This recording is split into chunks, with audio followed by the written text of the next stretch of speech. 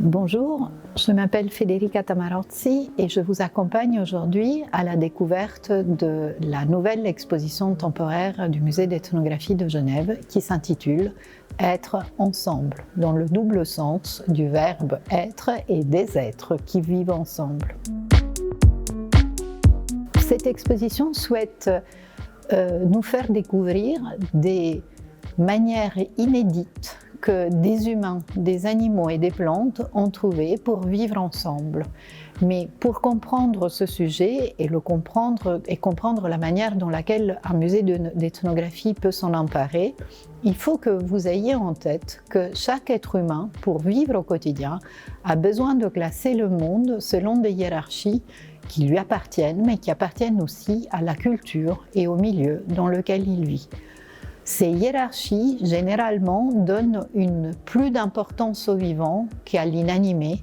mais la notion de vivant et d'inanimé peut changer énormément selon le contexte dans lequel on l'analyse.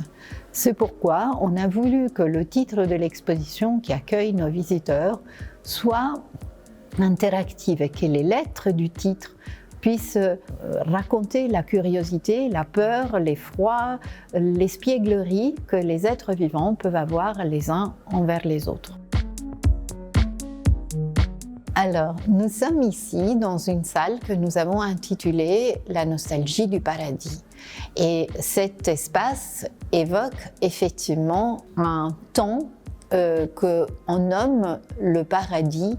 qui n'est pas le paradis qui nous attendra éventuellement après la mort, mais qui est le temps désormais révolu dans lequel les humains, les plantes et les animaux non seulement partageaient le même espace, mais ils partageaient une même langue, une langue commune qui leur permettait de s'entendre et d'échanger sur les joies et les peines de l'existence de chacun. Ce temps révolu est considéré avec regret par toutes les cultures qu'à travers le monde raconte la mythologie de ce bonheur exquis que nous avons connu et que nous avons perdu. Avec beaucoup de joie et beaucoup de plaisir, l'équipe de l'exposition a réuni dans cette salle un bestiaire tiré d'une partie de toutes les collections du MEG. Dans cette vitrine qui rappelle par sa forme la tour de Babel, qui est un autre moment où nous avons perdu, cette fois-ci entre les humains, la langue commune, des représentations animales et végétales sont réunies, issues de tous les continents. On pourrait imaginer que ces représentations sont très fantaisistes, qu'ils nous donnent une libre interprétation de la nature. À les regarder de plus près, on s'aperçoit que chacun de ces objets reproduit d'une manière très lisible certaines caractéristiques de l'animal ou du végétal qu'il représente. Par exemple, cet ensemble de carafes et de verres pour boire l'alcool, qui était très à la mode dans tous les pays de l'ex-Union soviétique,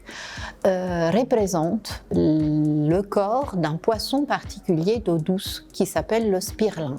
Ce poisson gobe ses proies, la bouche ouverte, en profitant du courant du fleuve qui lui amène moucherons et larves et petits insectes.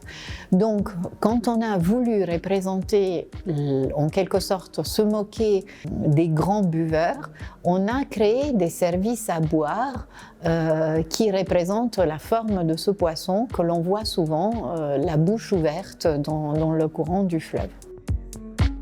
Ce joli oiseau bleu, aux ailes délicatement ouvragées, est un gorge bleu à miroir. Mais cette catégorie d'objets, on les appelle normalement les colombes de berger, tout simplement parce qu'ils étaient sculptés par les bergers qui montaient aux alpages pendant l'estive.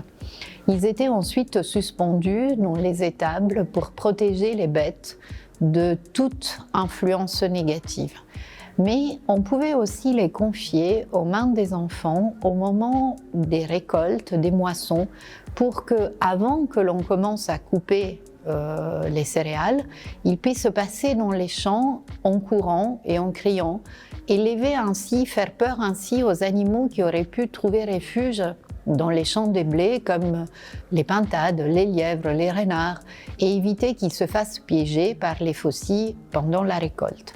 C'est donc un objet qui parle non seulement de nos espoirs, mais aussi de l'attention et de la tendresse qu'on doit avoir vis-à-vis des autres êtres vivants, si l'on veut que l'esprit des blés, représenté souvent comme un oiseau, veuille bien se réincarner dans les récoltes de l'année prochaine. Cet insecte qu'on appelle communément un coupeur de cheveux, même s'il ne mange absolument pas les cheveux et ne les coupe pas, est considéré par les adultes dans tous les pays asiatiques où il vit comme un insecte nuisible puisqu'il est phytophage, c'est-à-dire il se nourrit de la sève des plantes et il les fait dépérir et en plus il a la mauvaise habitude de déposer ses œufs à l'intérieur des plantes elles-mêmes. Par contre, les enfants l'adorent. L'adore parce que c'est un insecte qui est peu rêvèche et qui se laisse capturer facilement, sans piquer, sans mordre. Et en plus, quand on l'attrape, il suffit de le serrer un tout petit peu et son joli abdomen rayé et sa carapace tout en pointillé émettent un léger pouet-pouet qui amuse beaucoup les enfants. Donc voilà comment un même animal peut faire la terreur des uns et le ravissement des autres. Pour vous laisser le plaisir de la découverte, nous avons choisi de réunir les cartels qui indiquent la provenance et les caractéristiques de ces objets sur un système informatique que vous pouvez interroger, soit à travers un jeu destiné aux plus petits, soit à travers des interrogations plus classiques destinées à un public adulte.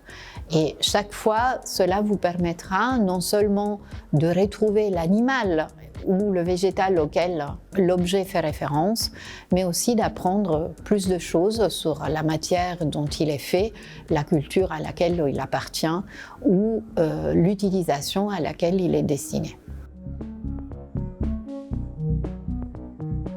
Découvrez toutes les vidéos de cette série sur notre chaîne YouTube.